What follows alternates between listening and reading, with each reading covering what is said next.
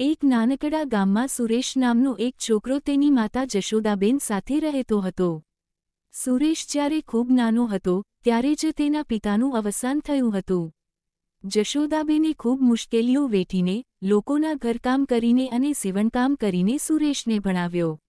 જશોદાબેન પોતે ભૂખ્યા સૂઈ જતા, પણ સુરેશને ક્યારેય ભૂખ્યો નહોતા સૂવા દેતા. સુરેશ ભણવામાં ખૂબ હોશિયાર હતો. તે મોટો થઈને સારો ભણ્યો અને તેને શહેરમાં એક બહુ મોટી કંપનીમાં ઊંચા પગારવાળી નોકરી મળી ગઈ. શહેરમાં ગયા પછી સુરેશ ત્યાંની જાગસમાળ ભરેલી જિંદગીમાં વ્યસ્ત થઈ ગયો. શરૂઆતમાં તે માતાને ફોન કરતો, પણ ધીમે ધીમે કામના બહાના હેઠળ તેણે ફોન કરવાનું ઓછું કરી દીધું. જશોદાબેન ગામડાના એકલા ઘરમાં દીકરાના ફોનની અને તેની ઘરે આવવાની કાગડોળે રાહ જોતા બેસી રહેતા. એક દિવસ સુરેશના લગ્ન નક્કી થયા. તેણે લગ્નની બધી તૈયારીઓ શહેરમાં જ કરી લીધી. તેણે વિચાર્યું કે જો મારી ગામડી માતા લગ્નમાં આવશે તો મારા મોટા મોટા મિત્રો અને ઓફિસના સાહેબો સામે મારી આબરૂ જશે. આથી તેણે માતાને લગ્નમાં ન આવવા માટે એક ખોટું બહાનું બનાવ્યું અને કહ્યું કે, માં, તારી તબિયત સારી નથી રહેતી અને અહીં ખૂબ ભીડ હશે, એટલે તું ગામડે જ રહેજે. જશોદાબેન દીકરાનું મન સમજી ગયા. તેમનું હૃદય તો ભરાઈ આવ્યું, પણ દીકરાની ખુશી માટે તેમણે હસતા મુખે કહ્યું, કાંઈ વાંધો નહીં બેટા, તું તારું ધ્યાન રાખજે અને સુખી રહેજે. લગ્ન થઈ ગયા અને થોડા વર્ષો વીતી ગયા. સુરેશને ત્યાં એક સુંદર દીકરાનો જન્મ થયો. દીકરો જેમ જેમ મોટો થવા લાગ્યો, તેમ તેમ સુરેશને સમજાવા લાગ્યું કે એક બાળકને ઉછેરવામાં કેટલી મહેનત પડે છે.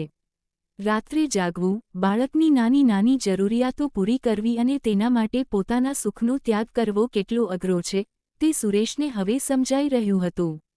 એક રાત્રે સુરેશનો દીકરો ખૂબ બીમાર પડ્યો. સુરેશ અને તેની પત્ની આખી રાત જાગતા રહ્યા અને ચિંતામાં રડતા રહ્યા. એ જ ક્ષણે અચાનક સુરેશને તેની માતા જશોદાબેન યાદ આવ્યા. તેને યાદ આવ્યું કે જ્યારે તે નાનો હતો અને બીમાર પડતો, ત્યારે તેની માતા પણ આવી જ રીતે આખી રાત આંખના પલકારા વગર તેની પાસે બેસી રહેતી હતી. પોતે ભૂખી તરસ્યા રહીને પણ દીકરાની સેવા કરતી હતી. સુરેશને પોતાની ભૂલ સમજાઈ ગઈ. તેની આંખોમાંથી પસ્તાવાના આંસુ વહેવા લાગ્યા. તેને સમજાયું કે જે માતાએ પોતાના આખા જીવનનો ભોગ આપીને તેને આ મુકામ પર પહોંચાડ્યો, તેને જ તેણે શહેરી આબરૂના નામે એકલી છોડી દીધી હતી. બીજી જ સવારે સુરેશે ગાડી લીધી અને સીધો ગામડે પહોંચ્યો. ઘરમાં જઈને જોયું તો માતા તેની જ એક જૂની તસવીર હાથમાં લઈને બેઠી હતી.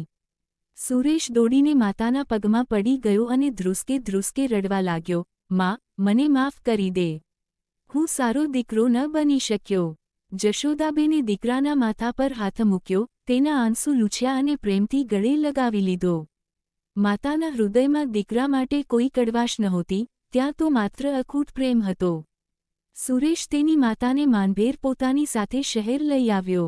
બોધ, દુનિયામાં ગમે તેટલી સફળતા મળી જાય, પણ માતા પિતાના ત્યાગ અને પ્રેમને ક્યારેય ભૂલવો જોઈએ નહીં.